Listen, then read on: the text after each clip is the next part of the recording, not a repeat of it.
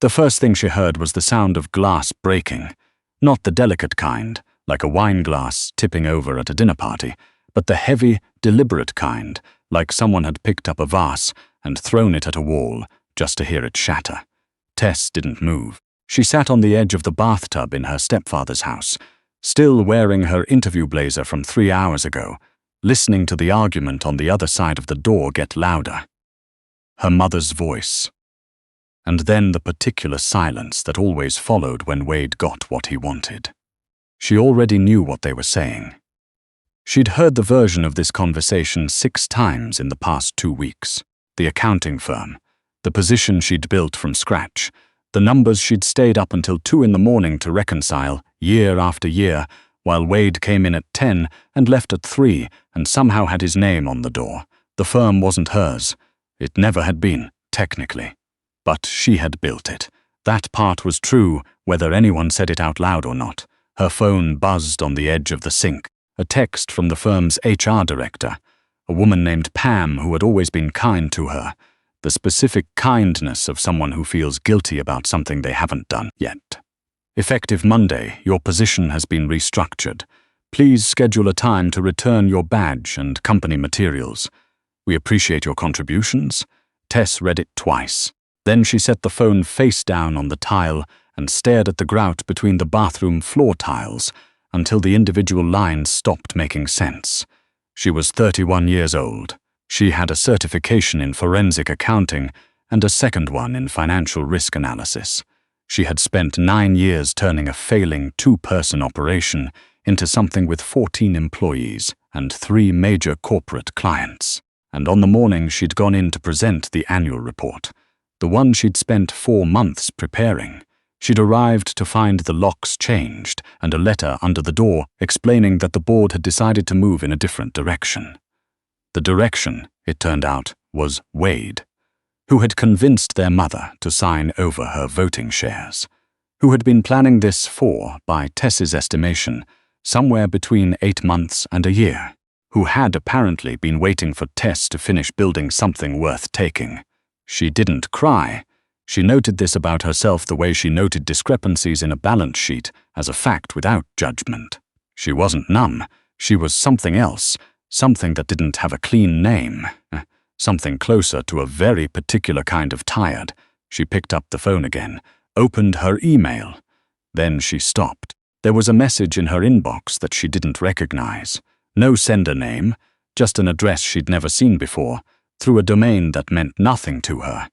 The subject line read, "You ran the numbers at Halverson Industrial. We know." She almost deleted it. She didn't know why she didn't. Maybe because she was already at the bottom of the worst day she could remember, and curiosity was one of the few things she had left. She opened it. "Miss Carver, we are aware that you identified and flagged a significant discrepancy in the Halverson Industrial audit 18 months ago. We are also aware that your findings were buried by the partner who supervised that engagement and that you were advised to let it go. We'd like to discuss what you know. This is not a threat. It is an offer. Be at the corner of 5th and Meridian tomorrow at 8 p.m. Come alone, tell no one." There was no signature. Tess read it 3 times. The Halverson audit. She hadn't thought about it in almost a year, and she'd tried not to think about it for the 6 months before that. She'd found a discrepancy that shouldn't have existed, a gap of nearly $4 million moving through a series of shell accounts in a pattern she recognized immediately as deliberate. Her supervising partner at the time, a man named Fletcher who wore expensive cufflinks and never once looked her in the eye, had told her she'd misread the data. Then he'd reassigned her to a different client and never mentioned it again. She'd let it go. She'd had to. She had the firm to run and 14 people whose paychecks depended on her keeping her head down. Now she didn't have the firm. She looked at the email again. Then she looked at the blank wall of her stepfather's bathroom and at her own reflection in the mirror, still in the blazer, dark circles under her eyes, hair escaping from the knot at the back of her neck in the specific way it always did after a long day. She typed back, "I'll be there." The corner of 5th and Meridian was not, as she'd half expected, a dramatic location. It was a block with a dry cleaner, a sandwich shop that was closed, and a parking structure. At 7:58 p.m., Tess stood outside the parking structure with her hands in her coat pockets and watched a black car pull up to the curb. A man got out of the passenger side. He was large, not in the obvious way, but in the way of someone who had been trained to fill a room without doing anything specific to fill it. He looked at her the way people look at things they have already been paid to deal with. Miss Carver." "Not a question." "Yes, come with me." She followed him into the elevator. He pressed the button for the 4th level and didn't speak again. The elevator smelled like concrete and motor oil. When the doors opened, there was another black car parked directly in front of them, engine off, and standing beside it was a man she had never seen before. But who she understood immediately and without explanation was the person she was actually there to meet. He was somewhere in his 40s. His suit was dark and fit like it had been made specifically for him, which it probably had. He had the kind of face that had once been conventionally handsome and had since been rearranged by experience into something harder and more interesting. There was a scar that ran along the left side of his jaw. He had his hands in his pockets, and he was looking at her with an expression that gave nothing away. "Mrs. Carver," he said. His voice was low and even, the voice of someone who never had to raise it to get results. "Thank you for coming. You didn't give me a lot of context to work with," she said. Something shifted slightly in his expression, not a smile, more like the acknowledgement that she'd said something he hadn't expected. "No," he said, "I didn't. My name is Voss." He didn't offer a first name. "I understand your position changed today. That's a way to put it. I'd like to offer you a different one." She looked at him. "You sent me an email about a buried audit to offer me a job." "Not exactly a job." He tilted his head slightly. "A contract." She waited. "The Halverson discrepancy you found," Voss said, "was not a mistake. And Fletcher did not misread your analysis. He buried it because he was paid to. The $4 million you identified was the first installment of what became a much larger problem. The money moved through 14 accounts over 18 months. Some of it went to people who work in government. Some of it went to people who work for me. I am trying to locate where it went after that, and I cannot use conventional resources to do it." Tess absorbed this. "You want me to trace dirty money for a man who runs?" She paused. "What exactly do you run?" "Various interests." "That's not an answer." "No," he agreed. "It isn't." He studied her for a moment, with the particular attentiveness of someone reading something very small in very low light. "What I run is not relevant to what I'm asking you to do. What is relevant is that you are currently unemployed, that your professional reputation is about to be damaged by the same person who built the case against you, and that within approximately 2 weeks, you will have significant difficulty finding comparable employment without references from the firm you just lost access to." Tess said nothing, because all of that was correct, and she had no interest in pretending it wasn't. "I need someone who can read financial architecture," Voss continued. "Not just find errors, understand intent, understand how money hides. You found the Halverson pattern in 6 weeks when a team of 4 people had missed it for 2 years. I need that." He paused. 6 months. That's the contract. You work exclusively for me during that period. You have access to whatever resources you need, and at the end, you walk away with enough in your account that starting over becomes significantly easier. And, as an additional provision, the documentation to prove what happened at the firm and what happened at Halverson gets handed to the right people. "The right people," Tess said flatly. "Which would be who? People who are not in the pockets of the same individuals who buried your audit." She looked at him. He looked back. The parking structure was very quiet. "Why me specifically?" she said. "You just described a skill set you could find elsewhere." "I could," he said. "I've looked. Most people with your training either have relationships that compromise them or want things I can't give them. You want 2 things, to not lose what you built, and to not have to pretend the people who took it from you were right. I can give you both of those. That makes you useful to me." It was a strange thing, being described accurately by someone who had no reason to know her. Tess wasn't sure if it should unsettle her or not. She decided that it didn't, particularly. "I want everything in writing," she said. "Already prepared, and I want independent legal review before I sign anything. I'll give you 48 hours and the name of an attorney who isn't mine. And if I find something that implicates you in whatever this is..." There was a very slight pause. "Then we'll have a conversation about it. That's not good enough." He looked at her for a long moment. "You're right," he said quietly. "If you find evidence of direct wrongdoing on my part, you have the right to terminate the contract without penalty and retain everything you've already been paid. That will be in the agreement." Tess looked at the contract folder he was holding out to her. Then she looked at his face again, the scar, the stillness, the quality of attention that felt less like charm and more like a very precise instrument doing its job. "I'll read it tonight," she said. The office he put her in had better equipment than anything she'd had access to at the firm. 3 monitors, a secure server connection, a printer that actually worked. It was in a building downtown that looked like a commercial real estate company from the outside and was, as far as Tess could tell, something entirely different on the inside. There were people there who moved with the particular efficiency of people who had been trained to do things that didn't appear on org charts.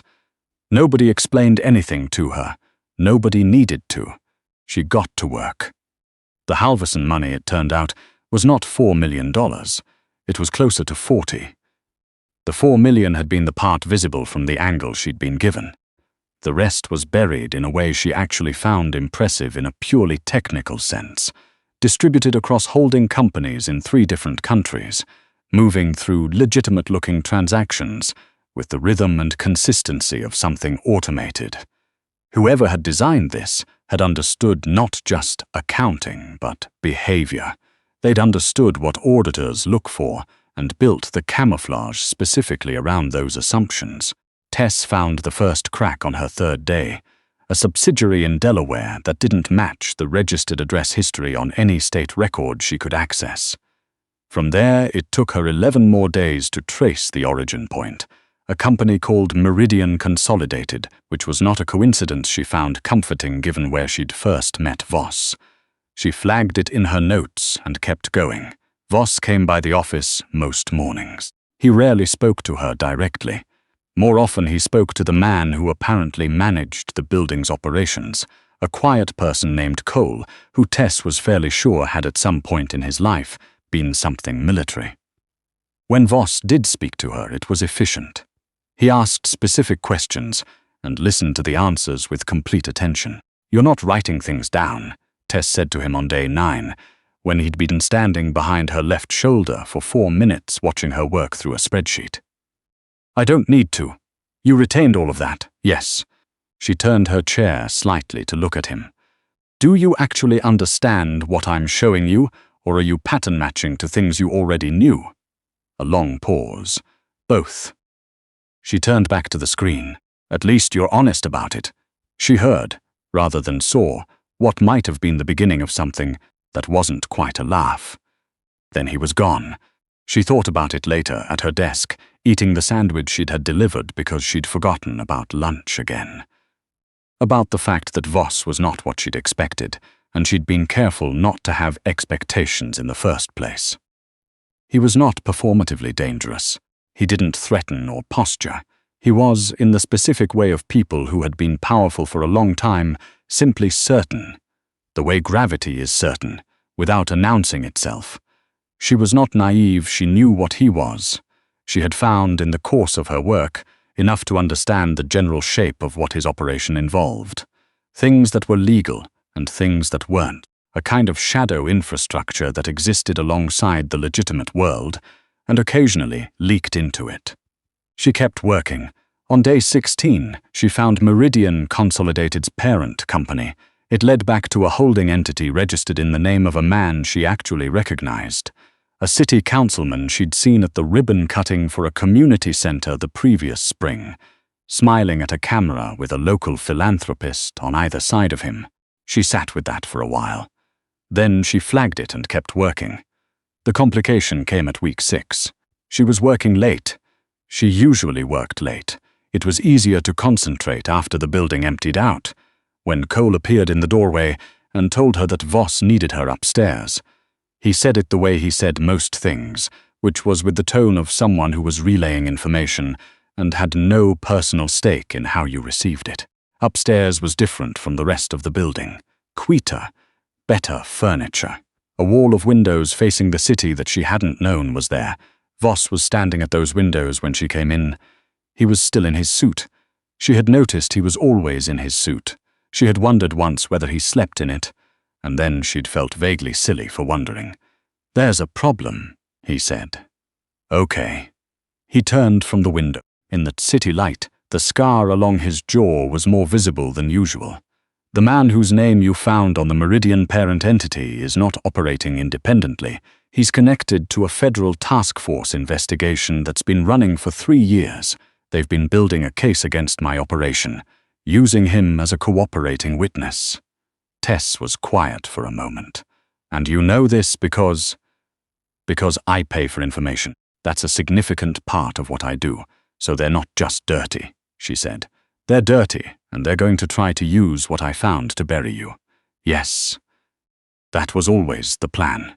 Most likely, yes. She sat down on the edge of the chair nearest to her, not because she needed to, but because she wanted a moment to think without him watching her upright. "This changes the contract." "It changes the circumstances," Voss said. "Not the agreement. It changes what I agreed to do," she said. "I signed on to trace the money. I didn't sign on to be an instrument in someone else's federal case. You won't be. You can't guarantee that." "No," he said. "I can't." He moved away from the window and sat down across from her. It was the first time she could remember him sitting down. It did something strange to the quality of his presence, made him more visible as a person and less visible as a force of nature. He looked tired, she realized. The tiredness was not new. It was the kind that lived in a person like sediment, accumulated over years of something she didn't have a name for. "What I can tell you," he said, "is that I will not allow you to become collateral damage in this. That's not sentiment. It's a calculation. You are the only person who understands the full architecture of what you've found. If you get caught in this, the work is lost. So your priority is the work. My priority is not wasting the last 6 weeks," he said, and then, slightly more quietly, "among other things." Tess looked at him. He looked back. There was something in his face that she'd noticed before and put aside. A specific attentiveness when she spoke. A stillness that wasn't coldness, the almost imperceptible moments when he stopped calculating and just looked. She had put it aside because she was practical, and because she was not going to be foolish about a man like this in the middle of a situation like this. She was still practical. She still wasn't going to be foolish. But she was also honest with herself, at least in private, and what she was honest about was that she had started waking up in the morning with a specific awareness of where she was going, and that it wasn't just the work pulling her there. "I need to know one thing," she said. "Ask the people who buried my audit, Wade and Fletcher, and whoever paid Fletcher. Are they connected to the councilman?" Voss was quiet for a moment. "Fletcher is connected to one of the entities that funds him. Wade, your stepbrother, was used as an instrument by Fletcher, likely without fully understanding what he was connected to. He thought he was just taking a firm from his stepsister. He didn't know what he was covering for. Tess absorbed this. It didn't make her feel better exactly, but it rearranged things into a shape she could work with. "Then I want to keep going," she said. He looked at her. Something in his expression shifted, not dramatically, just the way a light changes when a cloud moves, subtle enough that she almost missed it. "All right," he said. She finished the full trace at the end of week 10, 8 weeks ahead of the contract. When she put the complete documentation in front of Voss, 143 pages, annotated, sourced, with a methodology section written for someone who needed to explain it to a federal prosecutor, he read it in silence for almost an hour. She watched him read. She had a cup of coffee. She had stopped being nervous around him around week 5, and what had replaced the nervousness was something she didn't analyze too carefully. "This is complete," he said finally. "Yes, you found the Genesis account. 3rd page of the appendix. Read it." Set the report down on the desk and looked at her. I didn't expect you to get this far. What did you expect? Enough to work with. He paused. Not this. Tess picked up her coffee. I told you on day 3 that the initial figure was wrong.